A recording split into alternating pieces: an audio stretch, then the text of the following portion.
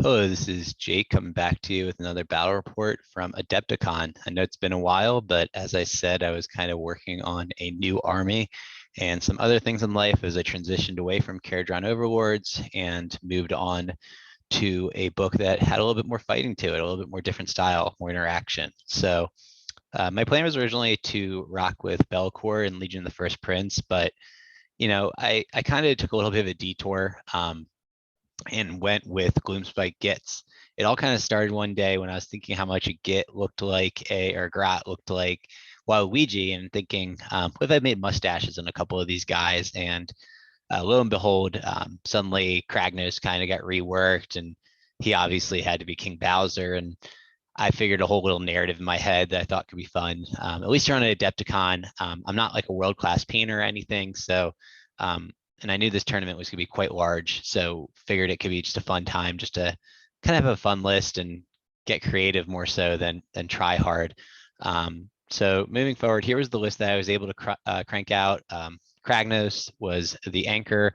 Narratively, Waluigi was sucked into Warhammer World, where he was working with the Squigs and the Grots to go ahead and find Kragnos. Only the Squigs and Grots in this case started to dress and look a little bit more like Waluigi than Grots for the most part. So we got Kragnos in here. We got 36 Squigs with Hunters of the Heartland, 2x20 Shooters, a Loon Boss on Mangler with the 2d6 move after fighting ability and -1 to hit artifact. We have Wizard with Hand of Gork and the Arcane Tome, a Loon Boss just to get that second character so I could have 2 artifacts, as well as 6 Snufflers to buff up the Squigs. The thinking behind this list was Squignos has kind of been getting better and better. Traditionally, what you'll see is 2 units of Snufflers, 36 Squigs, and then 2 12 Squigs with a Mangler on, or just a simple Loon Boss on a Squig, just to be kind of cheap way to res the Squigs, as well as to take the Arcane Tome.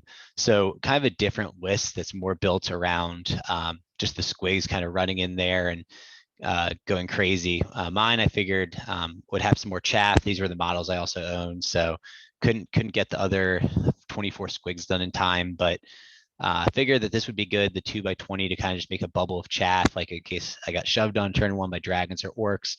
And I figured the Loon Boss on Mangler looked awesome, so just really wanted to take him as opposed to just the baby Squig Hoppa version. I also like the idea of having like a little Loon Boss to bunk the Squigs or the Shooters in case they got in combat. 6s do mortals with 20 attacks. I mean, it's at least 2 mortals, 3 mortals you could push through on like something stupid. And also using him as chaff, 70 points, he just run around. And the 6 stuff was obviously 2x6 might be a little bit better, more consistency, but yeah, I figured that for this list, it might be just, I only need 1 because I only really had 1 block I was buffing. So as opposed to doing a full battle report of the whole tournament like I usually do in the past videos, I'm just going to actually do 1 game here. First, I'm pretty busy in life, so just don't really have time to kind of focus. Second of all, day 1 for me was a little bit rough. There was a 2-hour, 45-minute time limit on games on Adepticon, and traditionally with KO, I've never gone to time with games. I'm pretty quick. It's also just 6 models you teleport and shoot, not really too much to it. With Gitz, I was only played 3 games for the tournament. Again, was pretty busy, and also it's a lot of bodies to move, as you saw. It's I think 40, 76, like 80 models about. So just a lot of just small bases that you kind of do have to position right. Like there's bubbles that you have to hit, 18-inch bubble, wholly within 12s, things like that, or your stuff runs off the board, or you miss objectives, and you can be kind of sloppy. But for me, I'd rather do it right than kind of just push roughly. And that's something I kind of learned by the end of the tournament, that with those blocks of 36, it's never gonna, especially in a skirmish game, it's never going to be perfect. So just learning how to move that. But anyways, day 1 was good. I went 1-1-1. I won my first game versus Seraphon.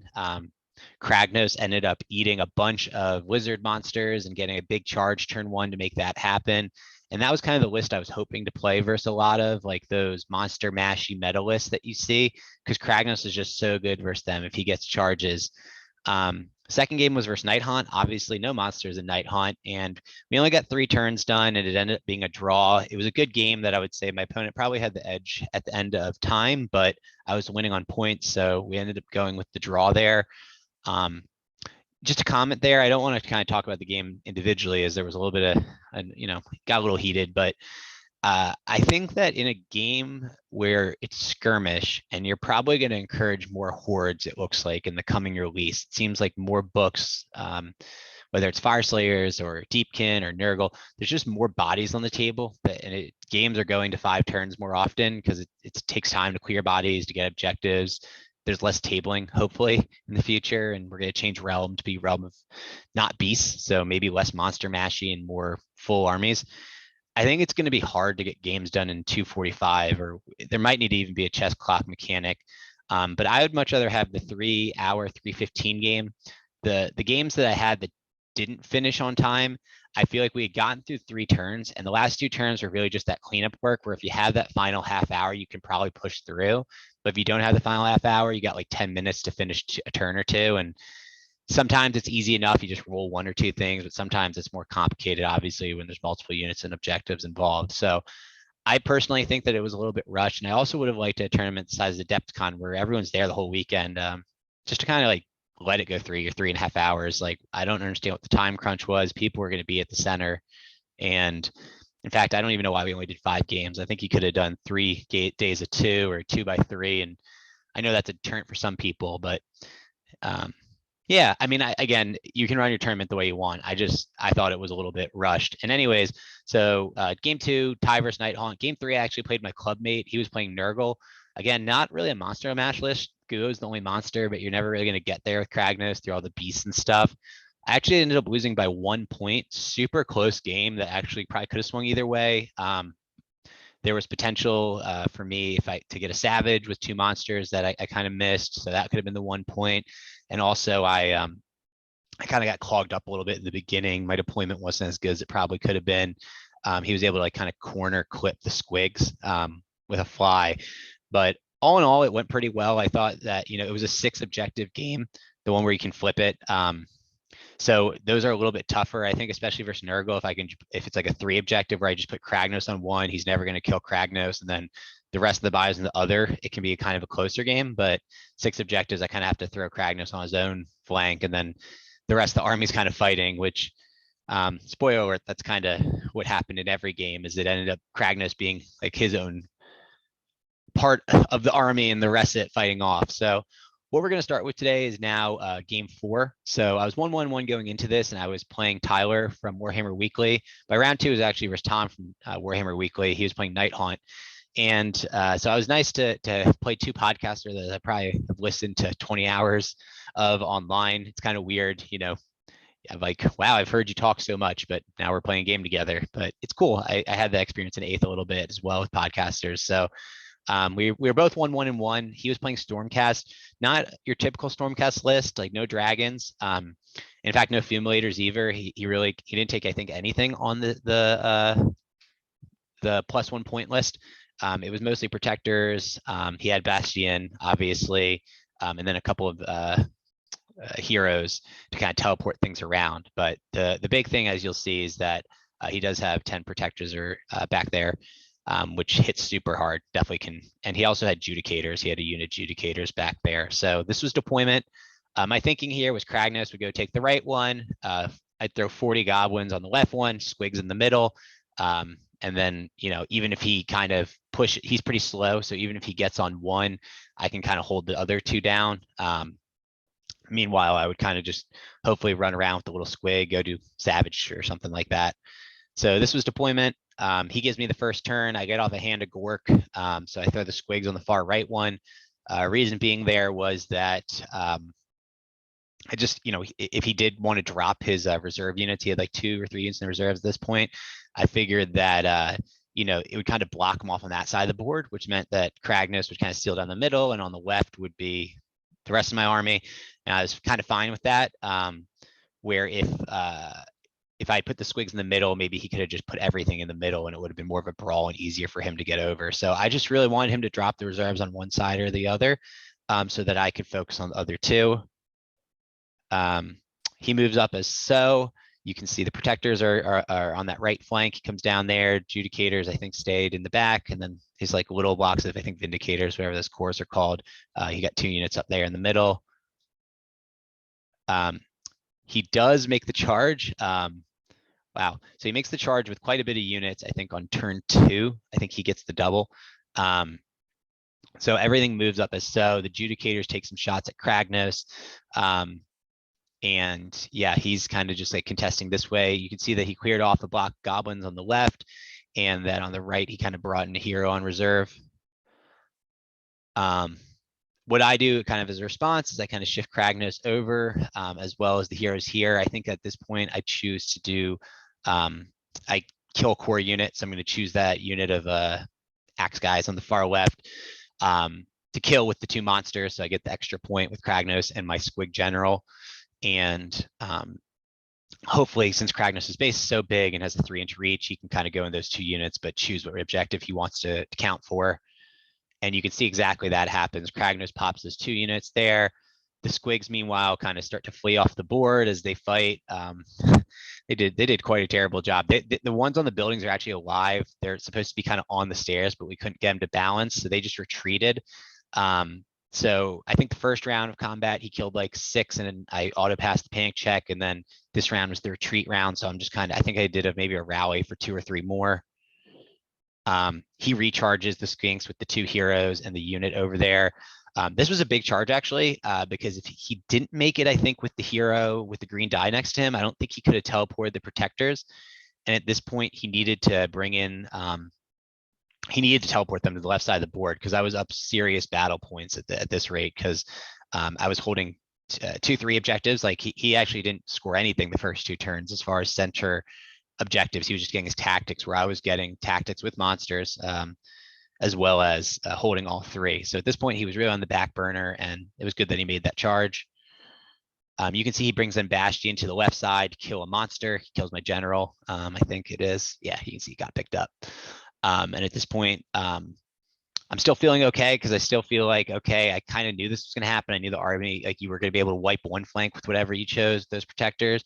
But at this point, I think Kragnos can probably handle Bastion on his own, or at least not die in 1 round. And then the little guys can kind of hold the center as he walks over, or I could teleport up there if he does overcommit.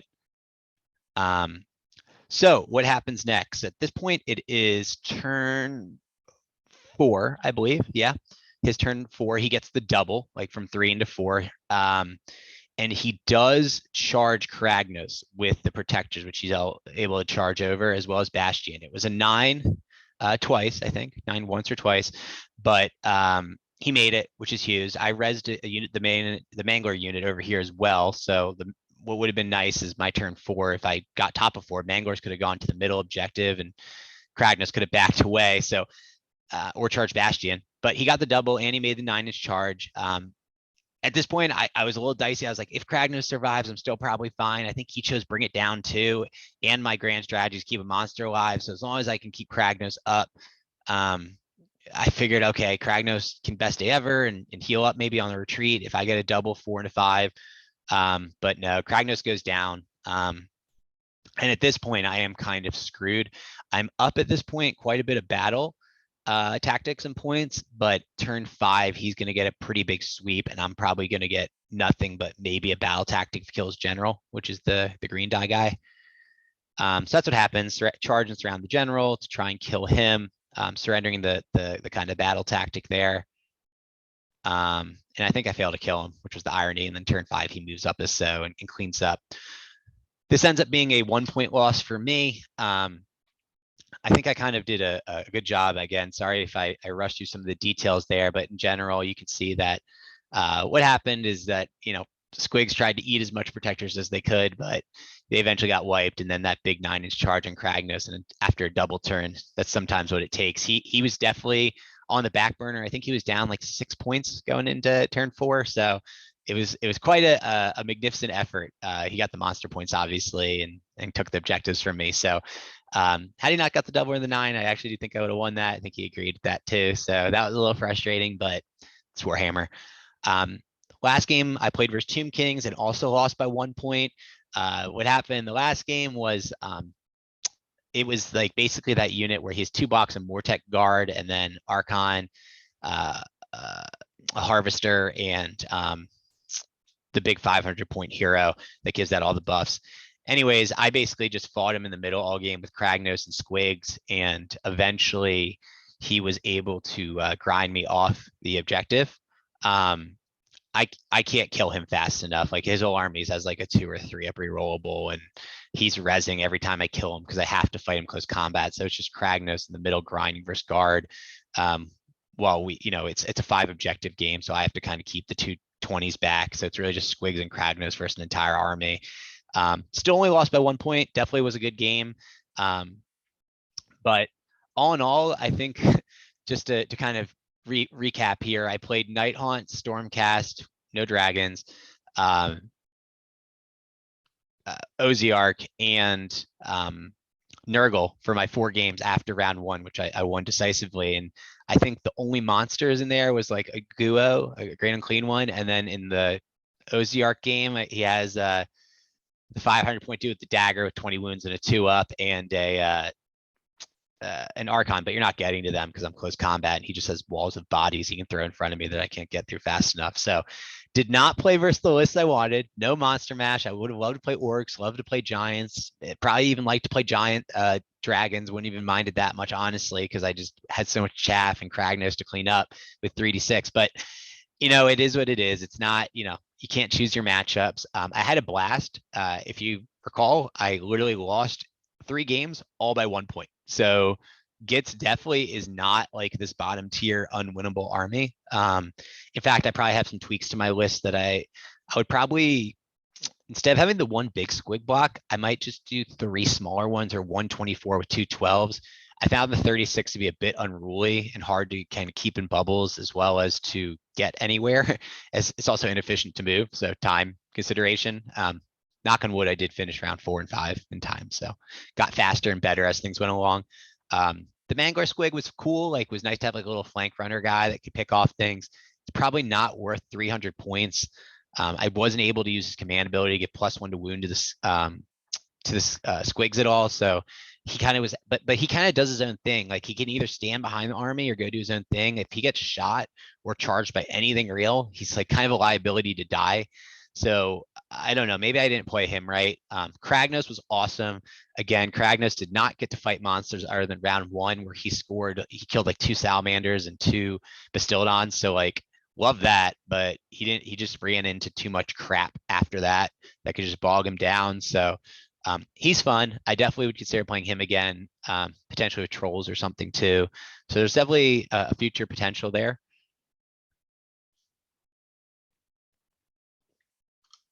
And that's the wrap. So yeah, looking forward to playing more games this year. Adepticon was a good time. If anyone goes, highly recommend like kind of leaning into the hobby side of things, more fun side. I painted my Loon Shrine the night before it, and really enjoyed all of my games for the most part. So it's more of a fun event. As I get more competitive, probably will switch over to Legion or Slaves to Darkness later this year. But the Gitz will definitely be a fun back pocket army to have if they get better. And I'm glad that I got Kragnos painted, and this forced me to paint this kind of goofy army. So thanks for listening. Talk to you later.